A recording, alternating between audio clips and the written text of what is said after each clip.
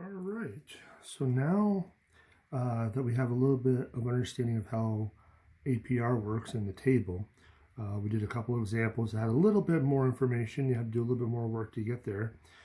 This last one, again, is still the same style. We have to find our APR, but they're, again, giving us different information to get the ball rolling. So Brandon financed a $1,990 computer with 24 monthly payments of $91.50 each. Find A, the finance charge, and B, the APR. So they're not giving us an interest rate or anything like that. They're not telling us, if he borrowed anything. We do know the number of payments, so it's 24. So what do? How do we find the finance charge? Now remember what I said, the finance charge is like the interest. So again, this is all the interest. So if we are paying, or if he is paying back $91.50 each month for 24 months, how much is he actually paying back? So let's see what that is. Maybe we'll do some comparison.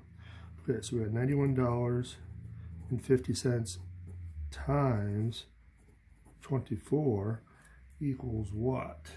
Well, let's see. 91.50 times 24. $2,196.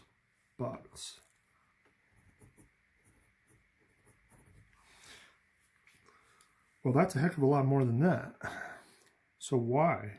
Well, that's because, remember, if he's paying something back, he's paying back the interest and what he borrowed. So that must be both. So this is A. This is the future value. So the 1990 is P.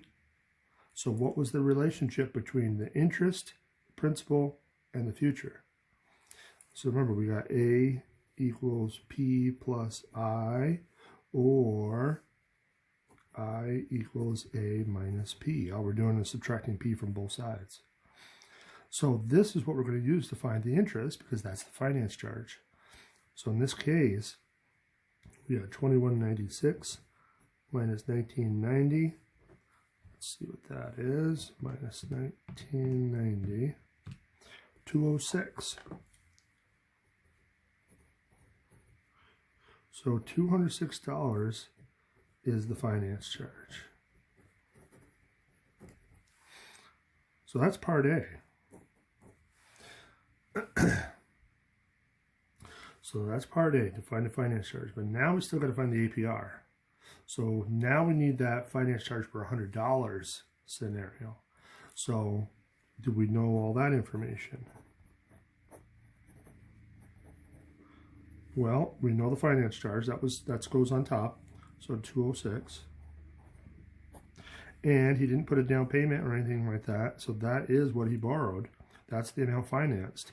So 1990. So let's see what we get. So if we divide it by 1990 and then times it by 100, 1035.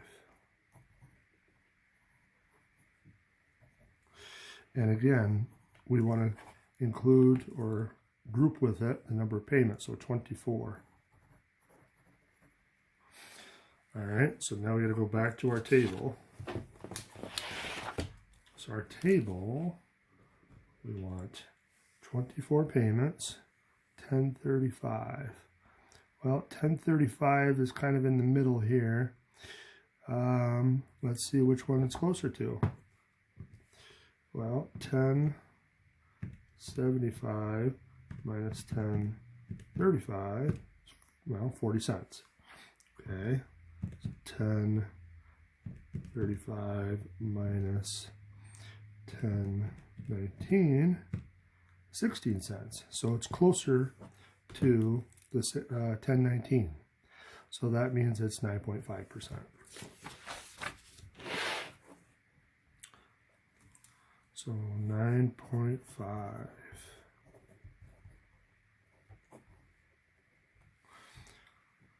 So not bad. You just got to remember, it all focuses on this though. If we don't know this, then we can't really find the APR. So we can't use the table. So, but in order to find the finance charge per $100, we need the overall finance charge for the whole loan and what was borrowed. So whatever way you got to get there, you got to do it. So, all right, let's take a look at some other applications. Now, on this page, we got unearned interest. Unearned interest. That seems kind of odd, right? Well, let's see what it says. If a borrower decides to pay off an installment loan earlier than scheduled, then the lender will not earn all of the interest for the period of the loan. There are two ways we will examine to calculate this unearned interest: the actuarial method and the Rule of 78. Now, I'm going to make a unilateral decision right now that we're going to not do the actuarial method. So all of this is not going to be tested on, so you don't need to know it. It's interesting. It's kind of got some interesting pieces to it. It kind of refers back to the APR table a little bit, but just for time's sake, we're gonna cut that out. We are still going to use the payoff amount because the payoff amount actually will work with either the actuarial or the Rule of 78. So we will be using this. So let's read through this real quick. It says an installment loan is requiring regular monthly payments of R, can be paid off early along with the current payment. If the original loan had K additional payments scheduled after the current payment and the unearned interest is U, then disregarding any possible prepayment penalty, the payoff amount is calculated as follows. So we got K plus 1 in parentheses times R minus U. So again, U is the unearned interest, which we're going to see the Rule of 78 in a minute. R is the regular monthly payment, so how much are you paying each month? And then K is how many payments you haven't paid. so how many payments you haven't paid, plus 1. So, okay, so this problem here is involving the actuarial method, so we're not going to do example 4. We're not going to do example 5. So, all right, so now let's look at the unearned interest for the Rule of 78. Now, don't confuse this with the Rule of 70. The Rule of 70 is with inflation, so this is the Rule of 78. For a closed-end loan requiring monthly payments, which is paid off earlier than originally scheduled, let F equal the original finance charge. Okay, so we already know what that looks like. That's kind of like the interest. So it's same as before. That's the interest overall, over the whole loan. N is the number of payments originally scheduled, okay? And K is the remaining number of payments, scheduled payments after the current payment. So again, how many are you not paying? Then the unearned interest is calculated as followed. So we got K times K plus 1 over N times N plus 1 times the finance charge. Pretty straightforward. Now, again, we got to be a little bit careful and make sure we get all of our variables identified before we start plugging stuff in. Now, on these problems, I'm also going to do C, or triple I rather, the payoff amount. So we're going to do that as well. Okay, because we're not doing the actuarial. So we're going to do the Rule of 78 and the payoff. So we have the amount financed is $3,310. The regular monthly payments is $201.85. And the total number of payments scheduled was 18, but the remaining number of scheduled payments after payoff was equal to 6. So right off the bat, we got a couple of our variables for U. So in this case, this would be equal to N. That was what was originally scheduled. This is what was not paid. Remaining number of payments after payoff. So they didn't get paid, so that is your K. Okay, so that's half the battle. Now we need that finance charge though. So that's the interest. So what do we got? We know how much was borrowed. We know how much we're paying each month. So what can we do? Well, remember the previous example. If we multiply these together, that's going to tell us how much he's he or she is paying back in total. So let's see what that looks like.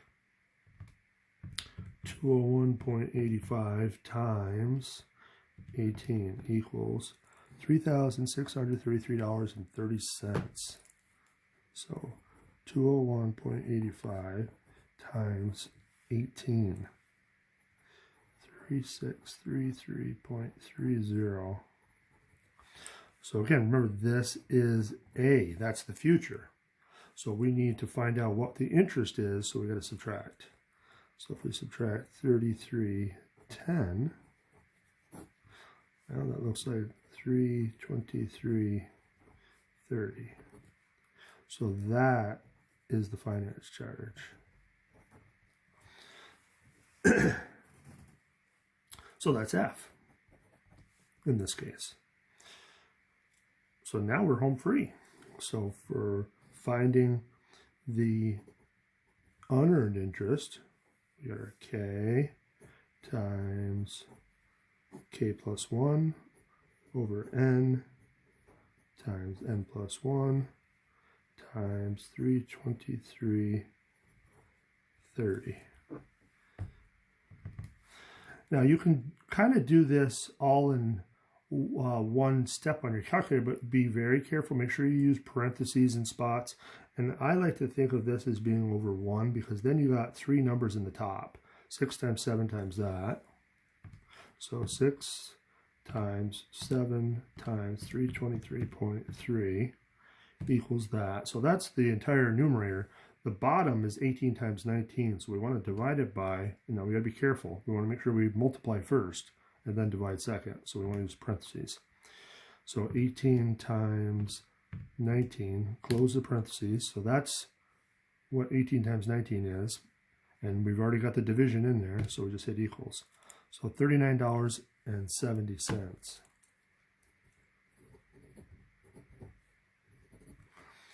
So that's the unearned interest. But now the payoff amount,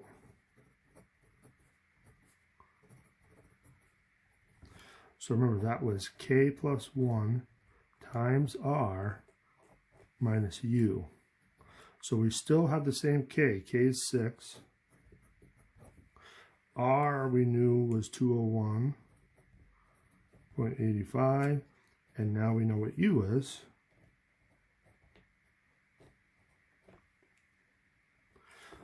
So let's punch this out.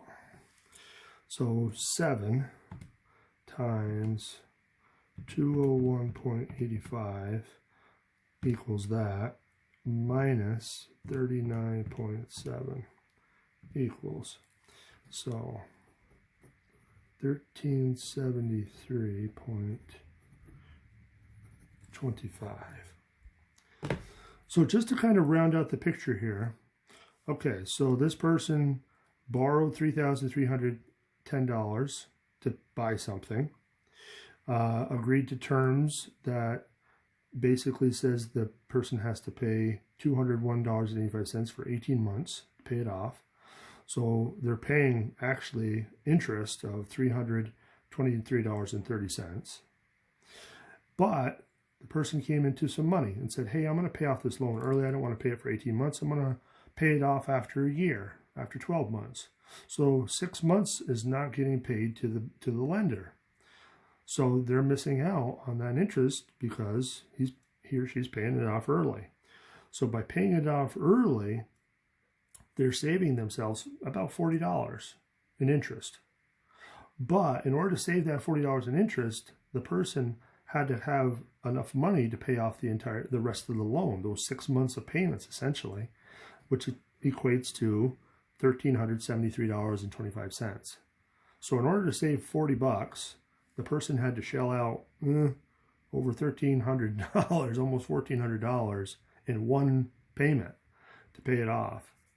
So, well, so in some cases it's not worth your while to pay off a loan early because you're not really going to save yourself a lot of money. And sometimes they penalize you for doing that as well. So you got to be careful. All right, let's try this one more time. And that will wrap up this section. This video is going to be a little bit longer, I know, but it's the last one. Haha.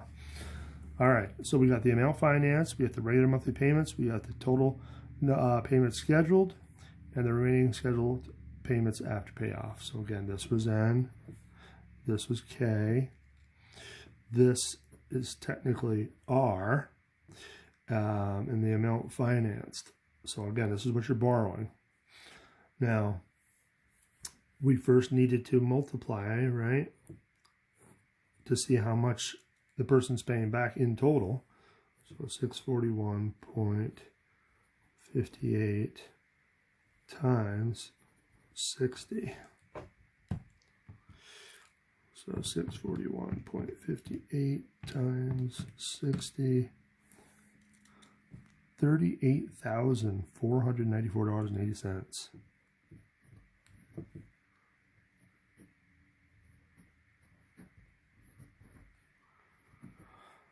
Wow, that's a lot compared to what was borrowed, right? But it is over 5 years. 60 months is 5 years. So let's see how much interest exactly that person's got to pay to borrow that money.